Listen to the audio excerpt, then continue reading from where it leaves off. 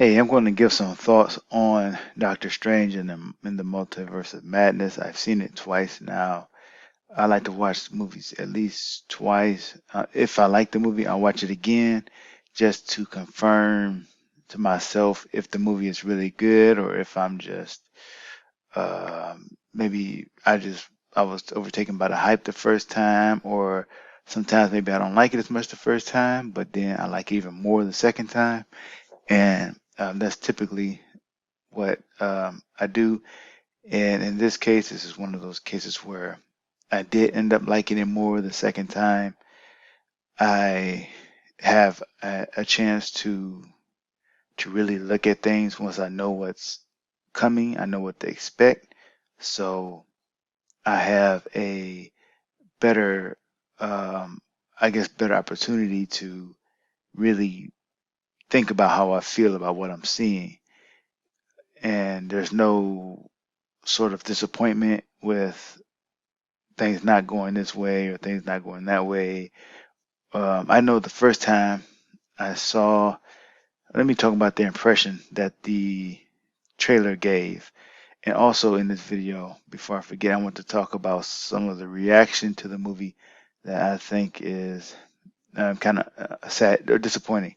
But anyway, so the first thing that the impressions that the trailer gives is that this follows up on the events of Spider-Man No Way Home, but it really doesn't. It really is sort of its own. I wish I could say it was self-contained, but it's not because it has to still push the narrative of the larger MCU ahead. And that is a little bit of a drawback, but they were able to still tell a story, in my opinion, that is really good.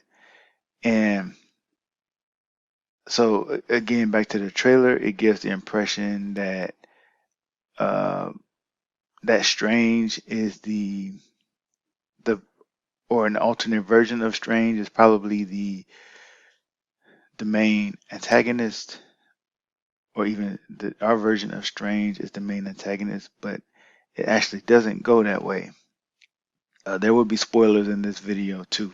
So if you don't want spoilers, it's been 2 weeks now. You should see it hopefully at least this weekend before watching this video. Um, but that's not the way it goes. I had heard rumors that Wanda or Scarlet Witch was going to be the villain, and it turns out that it was true. And I was pleasantly surprised because I think she makes a great villain, and I see why she went the way that she went. I know that it was. I could probably get into it later on um, more, but I just touch on it really quickly now. I know that it was probably disappointing to some WandaVision fans, but I think it was pretty. I think it was a pretty natural progression. Um, so the film overall, I did not go into it expecting, just like I didn't expect Wanda to be the vision. I didn't to be the antagonist of the villain. I didn't expect it, but I heard that she might be, and so I heard, or I had expectations of other cameos in the movie, such as um, Dr. Xavier, since that was hinted pretty much strongly in one of the trailers. His voice was in there. You see part of his head, so you know he was going to be in there, but we didn't know what role he was going to play. And um, yes, he's in there. And they had a few other characters, such as Black Bolt and um, uh, I forgot the guy's name who plays Reed Richards from the Fantastic Four, or Mr. Fantastic, but I forgot the actor's name. So these are other characters that are in there, and I know that people wanted these characters to mean so much more in the movie but they don't actually amount to a whole lot. I think, but they're just we're just dipping our toe in it. So I think some of the disappointment that people have is a little bit premature. But anyway, so we have those cameos in the film, which were a nice surprise. But um, I didn't go into the movie really looking for those cameos, so I wasn't disappointed when we didn't get a whole lot of them. Um, I was I was very pleasantly surprised by how violent the movie was and how brutal it was. And again, Wanda as a protagonist surprised me. She kind of blew me away, really. And I'm glad they really allowed her to really be a villain and not sort of just a person who possibly has some bad intentions. No, she did bad stuff in this movie, and that really took the movie to another level. And maybe that was, I don't know if Marvel really wanted that or if that was just Sam Raimi being Sam Raimi. Either way, it I think it was a nice touch. And so um I did like Doctor Strange's arc in this film. I think, yeah, if it was just Doctor Strange and not too many big name supporting characters, you probably could have got a better arc for him. But I'm satisfied with the arc that we did give because it still leaves some room. It leaves room for him to learn from his past mistakes or mistakes that his alternate versions of himself made, but it's also still leave room for him to accidentally take the same path that they took, which was a bad path. And so overall, the movie I think is a very good Marvel movie. Even though I was pretty much done after Infinity War, I mean after Endgame, which I did not like. I did not like Endgame. I liked Infinity War, did not like Endgame much at all. It only had a few minutes where it was actually kind of good, and then after that, I was just like, this was just, I didn't like it. So I actually would put Multiverse of Madness above Endgame, and I think it is, for me, it is a top five MCU movie. My current list would be The Winter Soldier, Infinity War, Guardians of the Galaxy, Iron Man, and Multiverse of Madness. And I like Guardians of the Galaxy too, also, but I think when it comes to top five, I think Multiverse of Madness edges it out. Also because of the creative influences from Raimi, the dark um, the dark elements that he had in the movie that he had put in there, and then when he really leaned into some of his creative ideas, he did pretty good. With I won't, yeah, I'll go ahead and tell you the music battle, them fighting with the music that was actually part of the movie, using that as a weapon or using that to fight with. That was just so creative and so cool. Sorry for the noise from my kids in the background. But okay, so let's get into the some of the reactions to the movie. I think a lot of it is just people being disappointed because they didn't get all the cameos that they wanted. They didn't get all the I guess a no way, maybe I'll call it a no way home effect. They were expecting people to be coming in from different universes and then playing a part in the story, but never really spending too much time on one thing.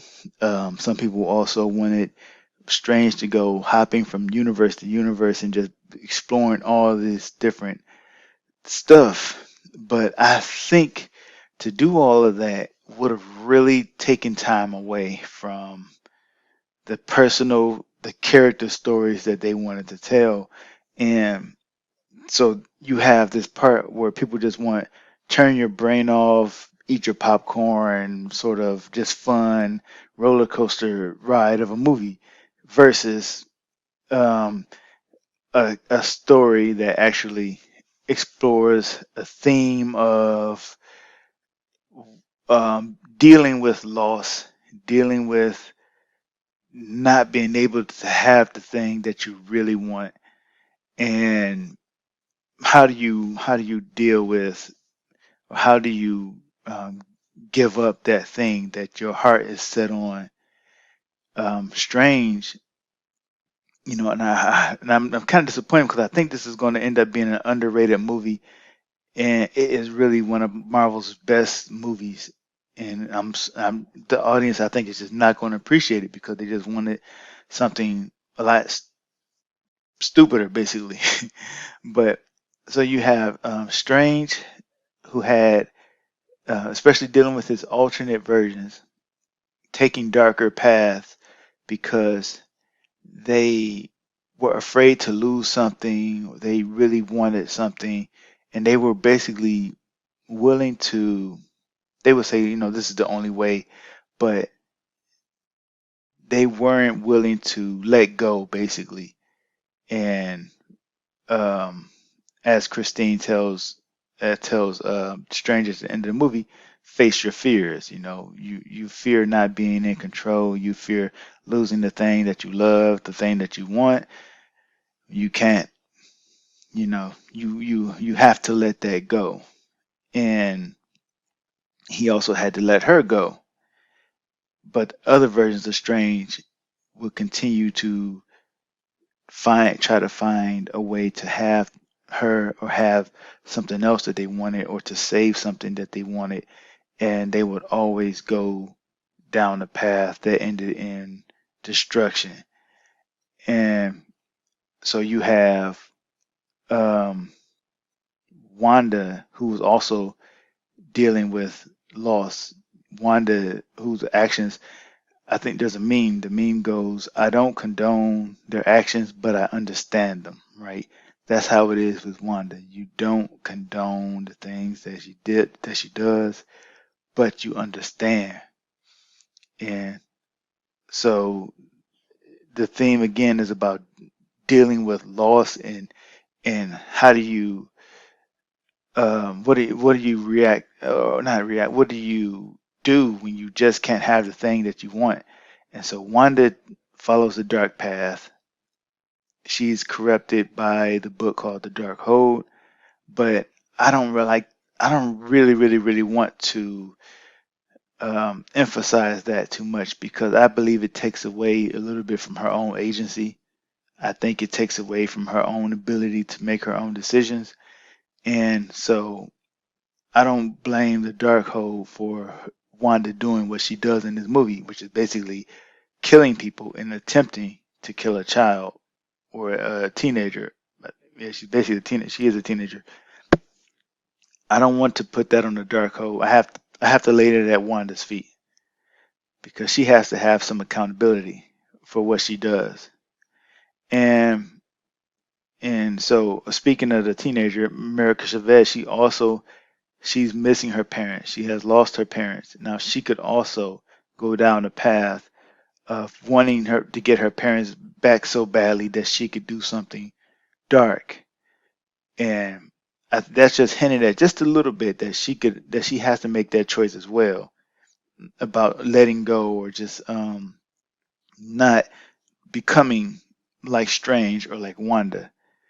And okay, but with Wanda, you also kind of look at her and say, yeah, she didn't handle it. She didn't learn the lesson that Strange learned in the movie, and that's not a knock against her, and that's not an attack on. It's not sexist, basically. It's not a sexist trope or whatever. When you really consider everything that she has been through, she's been through a lot more than Doctor Strange has. She lost a lot more, even though we know that Doctor Strange lost his sister when he was a child, and he was in an accident and he lost his career and his the use, or the full use of his hands. It's not to the level that Wanda suffered. It's not, she lost her family when she was young. She was traumatized by that bomb killing her parents, and her watching it. We saw that in WandaVision. And she lost her brother, who was her only family left. Then she lost Vision, who was who she, as she says in the movie, she had to blow a hole in the head of the man she loved. She sacrificed him for the world, and it meant nothing. She got nothing out of that. She had to kill the person she loved. What would that do to a person? Like, how dark would that make them? How crazy would that make them? That's why I'm not one of these people who are saying, how can she become a villain like this? How can she become, at the end of WandaVision, she was, they sort of tried to redeem her actions after she enslaved the whole town. How does she go from that to this sort of just almost un unrepented, um remorseful killer? But I honestly believe that they tried to redeem Wanda at the end of the movie, at the end of WandaVision, when they shouldn't have, and they were trying. I don't know, maybe people weren't on the same page, but I don't believe that they were meant to try to redeem her at the end of WandaVision. But we do see her reading the dark hole, which is hinting at where she is now. But to me, the Multiverse of Madness picks up where WandaVision truly left off, and that is with a Wanda who has given up her her sons after already losing Vision. She enslaved the town. She was just so heartbroken. She enslaved the whole town. This is when she really begins on her villainous path, and she creates her children. She tries to create happiness for herself because the world won't let her have it. So she's trying to take happiness. And at the end of WandaVision, she gives it up to let those people go. But as Agatha says um, in the last episode, when Wanda is going to put her under mind control, Wanda says, "I'm sorry." And Agatha says, "No, you're not. You're not sorry. You're cruel." And that's where she is right now. That's where Wanda is mentally. How much sympathy can we expect her to have for everybody else when she has been through all the crap that she's been through? So she's kind of done with being sympathetic towards everybody else. And that's why it's such a natural progression, in my opinion, to go from that to where she is in Multiverse of Madness. Um, a lot of, well, not a lot, but I've seen comments from people who think this is sexist, who tend to look at a woman with power going crazy, or as they put it, going crazy and becoming murderous is sexist. They think it's a sexist trope. But I think this is coming from people who tend to believe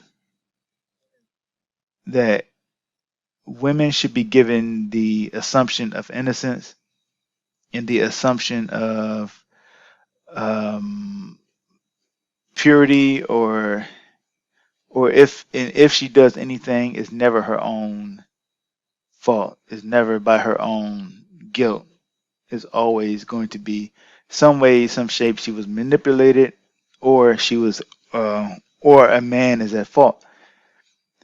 But this movie doesn't treat Wanda that way. Multiverse of Madness treats her as a, in my opinion, is very realistic in that anybody with power, male or female, who has lost as much or suffered as much as she has, would do horrible things once they get the power to change the world or to change their circumstances or to take happiness, basically, because that's what Wanda is trying to do.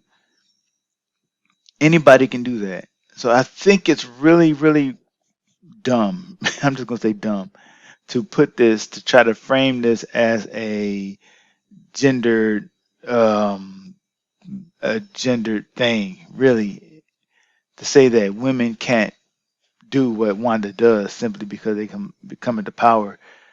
Um, I don't know why we can even entertain an idea like that, especially if men and women are supposed to be equal. So that is a really disappointing reaction. from some people to the way Wanda has become a villain.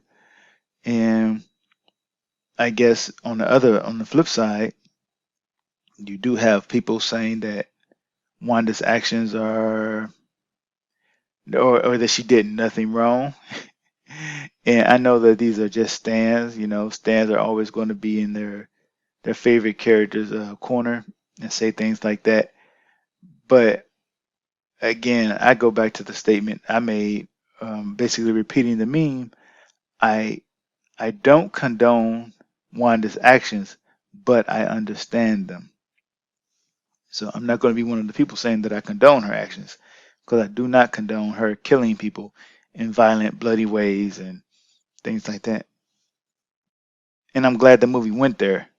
Um, I'm glad that they had the guts to go there. Again, unfortunately, the audience that the MCU has cultivated is one that likes to turn their brain off, and they don't typically like characters that they love going bad. And that maybe that's the wrong generalization, but that's just the impression that I get. And but that's, the movie presents us with some pretty challenging things, especially for MCU fans. It's not for everybody else, but for the general in general MCU fans who have gotten used to a sort of formula or a bit of sameness. Those fans are going to be taken aback. But I loved it. I think it's a great movie, and I think Wanda is a great villain, and hopefully she is not dead. Um, and I hope to see more of this Wanda. And I believe the actress Elizabeth Olsen actually likes this version of Wanda as well. Apart from the Avengers, sort of just doing her own thing now as a villain slash anti-hero. Um, and I'm interested in seeing what she does next, assuming she isn't dead, which would be pretty. She can't go out in a movie like this. She has to go out. If she's going to die, she has to die in a larger movie, like an Avengers movie. And that's another thing. Before I end this video, I wish, or maybe it's there's still hope, but I wish that the other Avengers, such as Captain America and Hawkeye, the ones who really tried to put Wanda on the right path.